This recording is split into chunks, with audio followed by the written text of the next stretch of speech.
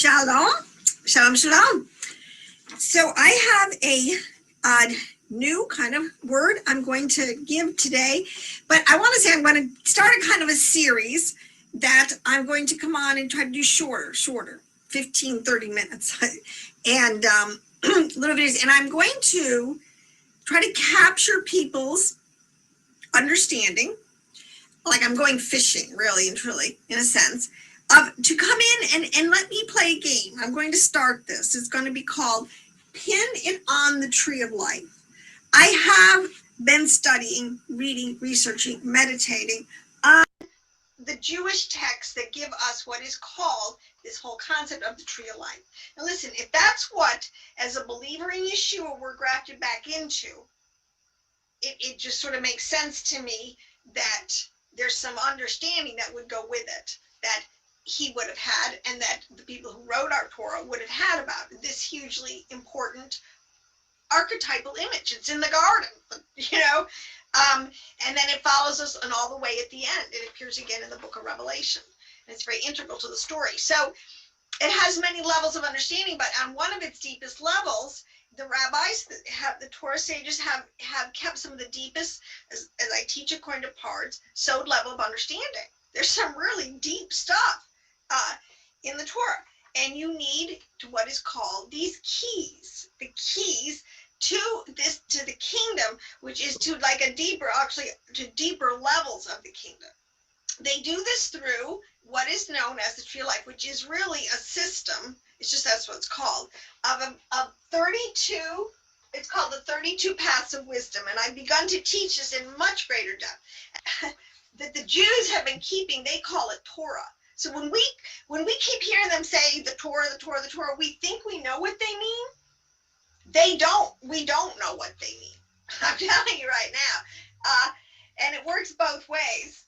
I'm sure what they say we think about Yeshua and what we really think, sometimes things really do get lost in translation. But these 32, and I've been through this, but remember this always, because when you talk about the tree of life, it's a mathematical system. On one sense, because every letter is a number, and so a number, you play with math, you play with numbers, you get math. That's what it does.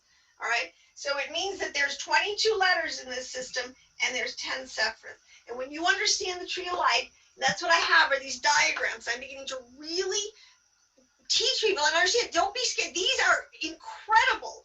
And I have modernized. I have a great team of women. I mean, we're just going to town on this, kind of modernizing for the modern mind what these ancient kind of glyphs are telling us. Okay. But as you see here, this here is the tree of life, which is 10 separate, just 10 circles and 22 Hebrew letters that together makes up 32, right? I mean, that is really the system in a nutshell. We could all go home now. But if you knew how to work the system, so to speak, it is quite.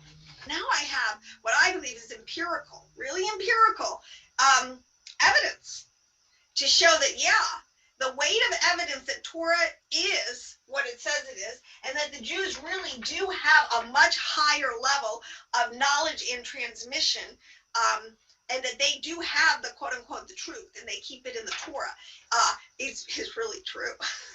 So, by that system. But I want to show you from today's Parsha, in Exodus 34 through 35, and these are great verses. This is all about the tabernacle. Okay, in the wilderness, and everything is made, with Moshe, but with this other guy, Bezalel, and he has all of this, almost more than Moshe, wisdom and understanding of what, what's trying to be communicated from the Father, what's to be put into materiality, because they know there's definitely got to get it right, and there's definitely a connection. They live on this concept, as above, so below. And let me tell you that this principle, before I go any further, this is how the whole Torah is a reflection of this, of what's above, so below, how you can use the words, this system of letters and numbers, and this whole, the separate, so those are your tools, and you can mine for it in here.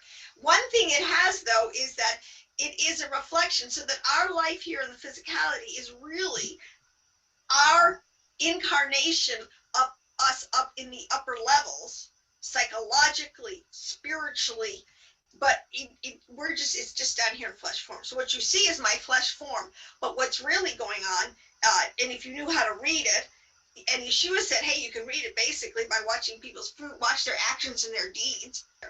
Okay, but the point is, the Torah is a text, a language that is more is not even a profane language. I mean, that's what it says about it. It's the language of creation, and it is able to hold dimensional information. So if you're talking about the DNA of all creation of the universe, which has to include not just the physicality of things on the earth, it's got to include the DNA like of stars and galaxies and, you know, and sound and light and all this other stuff we know is there, right?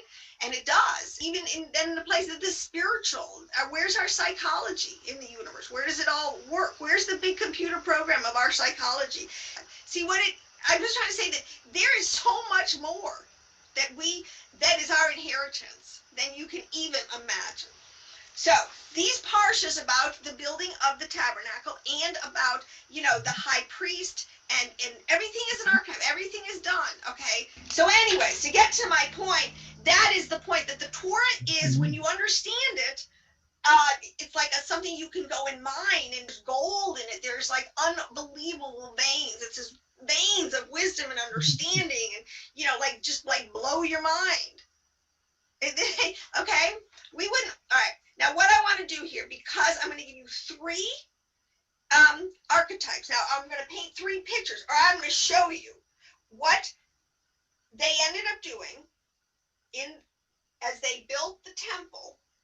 And actually, the temple fell. I keep saying it because it really followed the exact same archetype. Okay, much more elaborate and many more bells and whistles. Okay. This is the primitive version, of course, and then you can go to Solomon's temple. But the point is, the archetypes stay the same. And I want to go through these and show you how these 100% pin on the tree of life. Pin on the tree of life. When you use the letters, when you use all the understanding that is there, and everything was done so that the people could stay, from the high priest to the gatekeeper, whoever, could stay connected to what? To the tree of life. And the tree of life was coded where they were, you know, that was the pillar of fire by night and the cloud by day. I mean, it's the same thing. It's the presence. Okay, this is how to keep the presence of Yahweh Elohim in your life, in your, you know, like in the temple, in your nation. If you're going to be the nation of kings and priests, you better have your God better be, you know, a little bit visible or manifest. The stuff, the miracles associated with the temple, most people really don't understand, don't know, but that's another teaching. All right, so let me see what I'm trying to do here. There's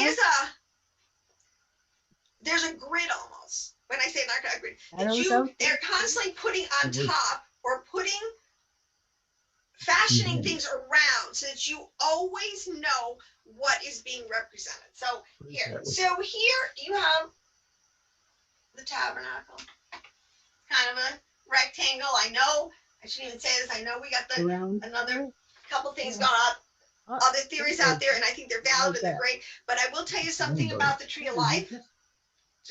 It's totally shape-shifting. Circle, square, diamond, tetrahedron, they're all there. So, I mean, sometimes these things have application absolutely on one level, but necessarily know that can shift, that shape can morph. As we went from a tabernacle in the wilderness to Solomon's temple, one of the greatest wonders of the world. Okay? So, what they do is,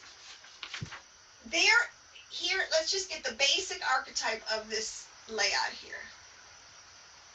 And this is the Holy of Holies. Is that gray cat? All right. This is the hold on a second. This is the holy place. All right. You'll fall down. And it's separated from the Holy of Holies by a curtain. There's definitely in the temple it's much more elaborate, but there's a separation, but they're basically one unit, but there is a separation, okay? And it's sort of like 2/3, 1/3. And then you have all this space around here, and this is known as the court. So you would have this would be the court of the Gentiles or women, you know, but, and I know people think, I get so offended about that, but when you understand what they're doing, it's beautiful. I mean, all right, so if I were to number these 1, 2, 3, 4, and 5, okay? So let's say this is 1, and we go to 2, 3, 4, and 5. We're creating space, we're creating sacred space, which we've done. Whenever you divide up, you know, especially in a geometric, let's see, you're creating, you're separating your boundaries around something. But anyways, people, and there were always steps you would enter in. So they always considered this area, you know, to be, it's called the city. It's called the outer, you know, the outer, like the wilderness. So it's anything that is outside. It represents the physical world. Now, this is all according, like I said, the tree of life. We're pinning this on the tree of life. And in the tree of life, the very first, the outer world where we are is called this world of Malkut, which is the world of physicality. So you're starting always, you know, right? What's out here? This is the physical world. All right? And they're telling you in this pictograph that, okay, that's all the space out there. All right? That's the outer world. That's the, all right? But as we start to come into here, we have this the larger parameter, okay, the larger box, but it can hold the Gentiles and the women, but it also is holding the priest and the high priest. I mean, it's not like it's exclusive. They're all there in the same overarching same space, but they're still divided into smaller subsets. And that's important because it is a total picture and a mirror of how the Torah, the tree of life, is telling us how we are subsetted into different divisions, you know, cordoned off divisions, so to speak. You know, this is our physical body down here. I wish I could get this up a little higher. Our physical body down here. This is our soul life. This is our spiritual, our mentalities, our spirit. And then you get up here, and this is the level that Yeshua, this is the Mashiach. This is Adam Caveman. This is a very high and sublime state, which in this is, so back to my original point. How did he know? Because he understood this whole realm. All right. And then you have up here in Keter. Okay, so but for all intents and purposes, these three, and basically here. All right, this 4. All right. But we have that physical world, we have everything outside. Then you come into, and we have in here the court of Gentiles and women. And okay, see, the reason is because, to give you a flash class, with that flash course, the feminine, female, the woman, whatever, represent, not in the literal sense, we're all allegorical. Everybody's playing an allegorical role here. Even the high priest is playing an allegorical role, okay? The women represent what is known as the divine feminine, which is known as the emotional side. It's known as this realm right here, the realm of Yetzirah. Okay, trust me on that. Okay, and I'll come to my class. I can prove all this from writings and everything. Okay, the realm that's above it is now we're coming into this place, to the holy place, because it's all about hierarchy. It's all about placement. They're not saying that women are any less in the sense, they're saying that these are archetypes. This is showing how things are, and women is, the Torah is very clear. Do we rule? Do we let our choices and our actions be run by our emotions or by our reason? I mean, come on, okay? And nobody's making this up. This is the archetype, okay? So that's why.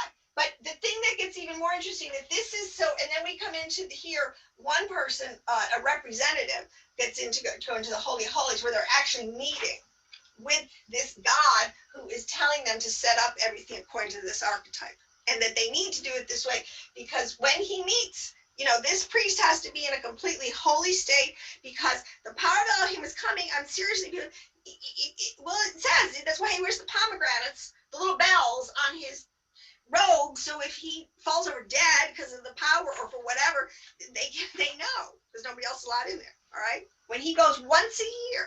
And this is the point. All right, now, the reason why, and everything on this high priest is indicating his high role as a Mashiach, and it gets in the whole Melchizedek priesthood, the priesthood of Aaron, all these archetypes, what they're saying, there's definitely the priesthood of the firstborn is definitely One door in the center. all is an understanding in there. Okay. Now, so you're progressing, and then is number 3. These are the priests. These are the representatives. These are people who have been called, equipped, and trained, and are keeping themselves in their in a state of holiness to be able to minister in this very sacred space here. Okay, because what they're doing here is affecting all of these people out here. Okay, this is a place of cleansing and of atonement. There's things that's why things are going on there, and you need a very, specific group of people who can do it and who kind of get the connection, who are living holy, who with full intention and heart understand that they are priests of the Most High and they are making atonement. They are participating in something that's very real. Okay, but we're just doing a large overlay. So let me just kind of go back on another level. This inner courtyard too, let me tell you now, this layout relates. Okay, so 1 is this physical world out here. Number 2, you're coming into the court of Gentiles and women, all right? People who, in the differences, the Gentile, see, just as an archetype, okay? People who do not because if you're ruled by your passions, if you're ruled by your emotions, if you don't accept an outside source of Torah law as the arbitrator, then you are, and from God's point of view, you're kind of at a lower status. I mean, what's he going to do with you? I mean, he's going to take care of you, but, we're not on the same level, okay? There has to be in the holy place, he and all these people come to learn about God, to know about God, to get the cleansing and everything that they need to be able to function. But technically, and there's paths for people to come into this. There's paths for the Gentiles, but by and large, it's talking about groups of people who just, they're just going to stay where they are because life is good. What's wrong? Hey, eat, drink, and be merry. Come on, okay, but but they're going to go to church on Sunday. They're going to go to confession. They're going to try to, get a little bit of, forgiveness going. Okay, but those are all different things. But it's a progression that fits the tree of life. Because it's broken down into these 4 worlds. We're talking about this world of Asiyah, this world of Yetzirah, this world of Beria, and this world of Atzilut, which, trust me, they're in the Hebrew, they're in the language, but the point is, they represent, as we're moving in, so when we get here into the Holy of Holies with the high priest, what he's doing, he is representing, and he wears the ephod, and what he wears, and he wears the ermine, he wears the ephod right on his chest so that he has the tribes of Israel, because he's going in as a representative for all the people, and he's going in and he's bringing himself as a representative before the high God to receive this complete cleansing, atonement, the blessings, everything that is theirs. So all the downloads can come down, and then the high priest brings down, he blesses the people, everybody goes home, everything's great, hey. Okay, there's a lot of nuances that I want to just keep pulling out, and I keep saying I'm just going to do the quick. Let me see if I can speed this up. Okay, the other one, let me do this, the high priest, because the thing is, they all had, the high priest, he had the turban, which, let me see if I can make, this is going to be fun. Let's see if we can, okay, kind of get a semblance in here. He had that big sash on, all right, and he had tunic, there are a couple layers of things, all right, but, basically, and then he had the ephod, okay? But each of these, there's a couple of different, every priest wore, again, in the 4, every priest had a turban, a sash, a belt, here, and an undergarment, all right? So basically, they all had 4 garments, all the priests, all right? And it, again, represents the 4, like I said, the 4 levels of the nefesh, the ruach, the neshama, and of the soul of it, and then the high priest. And this is where on the high priest, because he's representing a much higher level of connection, he has a plate on the turban, and it says the high priest had what does it say? Holy to the Lord. I believe that's what it says. And the reason why, okay, yes, it does. It says holy to the Lord. He also had on his breastplate, which they call the ephod, the 12 stones, all right, which represent the 12 tribes. And as he came in, he was literally wearing the tribes on his heart. He's coming in as an emissary to get the mercy. Okay, look on your people, Father, right here. They're on your heart. Aren't they the apple of your eye? This is what I'm here for, to be the representative, to receive atonement. What this, that everything's going on out there. We're all good, okay? We're cleansing the people. This is the system that Yahweh instituted and worked perfectly fine for really, well, 2,000 years. And then you could trace it back. The Holy Remnant did this basically archetypal thing for 2,000 years, even before that, the firstborn. So, okay, but I gotta move. But he also had and the ermine and thurman in his pocket right over his heart. All right. Those are all big things to unpack. But these are the things that he had that really distinguish him. And they had other, little fringes, little other insignia, little things that would represent things, because his position in the whole hierarchical thing of what his role was much higher. Okay. So, but again, we're dealing with the 4 garments, and I think he adds 3 more things to him, and you come up with 7. And 7 is the number for Zeron Pin, which I'm going to be unpacking in my classes, which is a foundational. That's why 7 is such an incredible number. You see it everywhere in the book of Revelation. 7, I mean, I think I got 14 sevens of things between 7 seals and,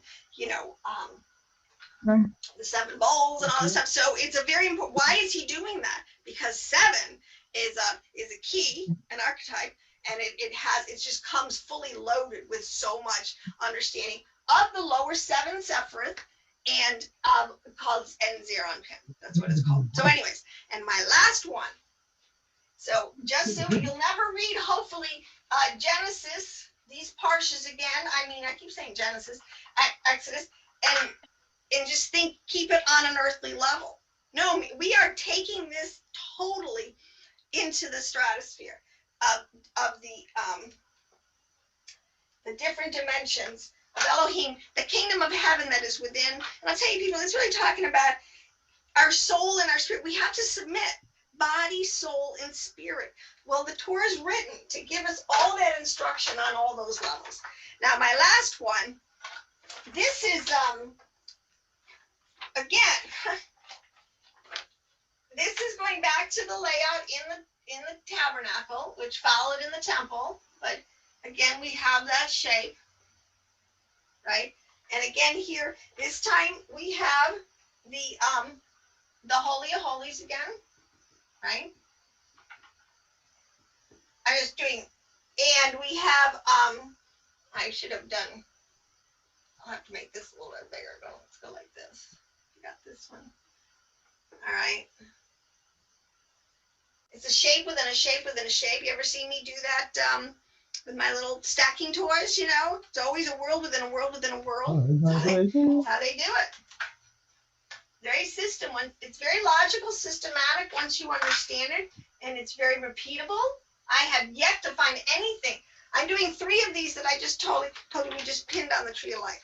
We have our Holy of Holies here. This is the holy place, but now we're going to talk about what they place there, or what they represent. Okay, so in here, you have the Ark of the Covenant, right?